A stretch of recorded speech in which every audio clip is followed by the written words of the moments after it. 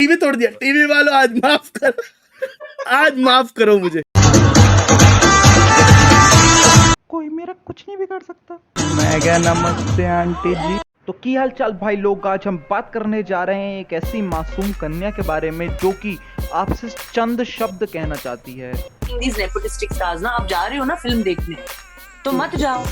तो अब कौन से पिछवाड़े में कीड़े दौड़ रहे हैं जो तुम बाद में माफी मांगती फिर रही हो। अब मुझे ये बताओ, इस मासूम कन्या को क्या ही भरोसा था कि इसके इन शब्दों से लोगों की सेंटीमेंट्स और जितनी भावनाएं इस टाइम पे पहले ही भड़काई थी, उनमें और थोड़ा सा पेट्रोल पड़ जाएगा।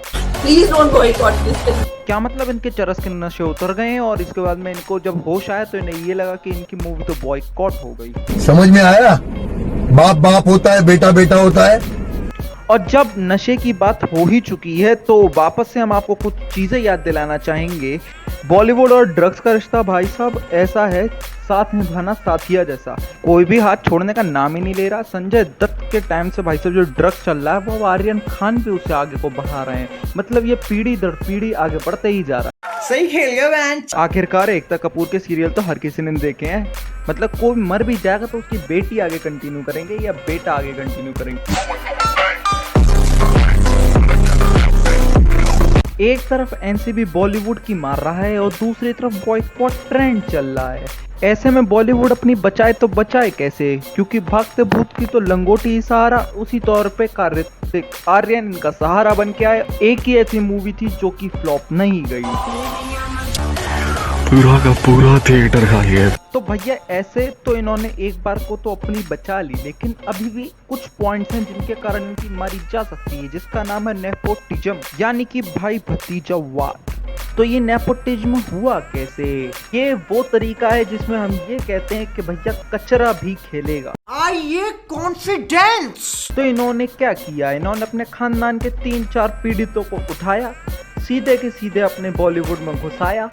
उन्हें कुछ आता हो या नहीं आता हो, बस घुसा दिया है। अब बाकी तो भैया यहाँ पे बॉलीवुड है ही, उनके जान पहचान है ही, कोई ना कोई तो इनकी नैया पार करा ही देगा। This is business.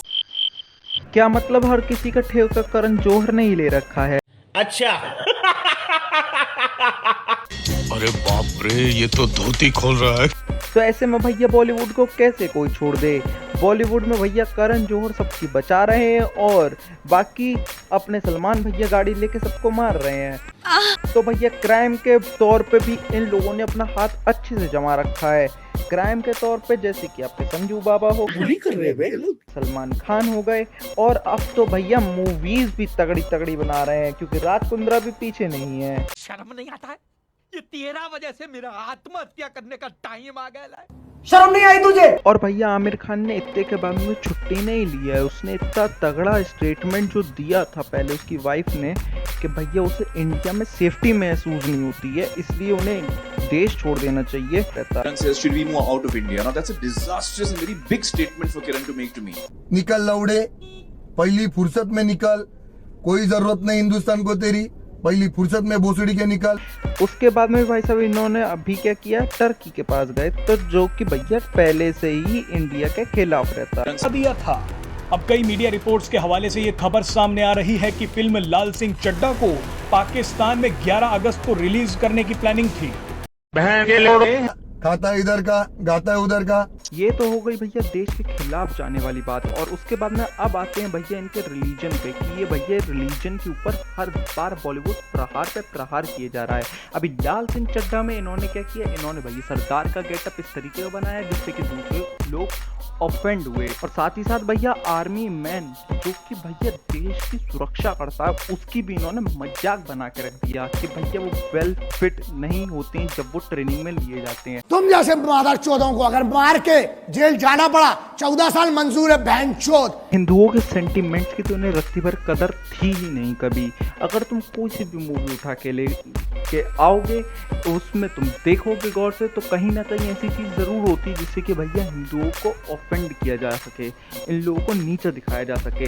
प्लीज ये अच्छा नहीं, ये अच्छा। और तुम अगर भैया तुम छोटा सा तरीका बताओ, तुम्हारे को एक छोटी सी क्लिप दिखाता हूँ कि आप लोगों ने अगर ध्यान दिया हो शोले मूवी में, तो यहाँ पे भैया लैंप जल रहे हैं, मतलब भैया लाइट तो आती नहीं है।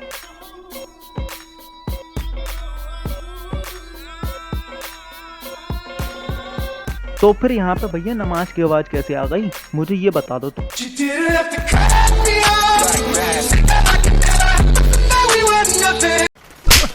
खत्म, bye bye, tata, goodbye, गया।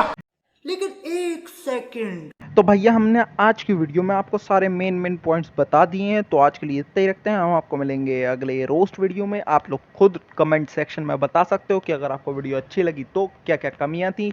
और ये पहला रोस्ट है, तो भैया आप लोग को सारी चीज़ें देख दाख के मेरे को कमेंट करके ज़रूर बताना कि भैया कैसी लगी वीडियो और अगला रोस्ट किस पे चाहिए। कपड़ा बिछाकर चक्की उसके ऊपर एक किनारे रखकर छोटे ने चक्की चलाई और बोला, चक्की चक्की। And screen. यही नहीं, क्लाइमैक्स अभी बाकी है।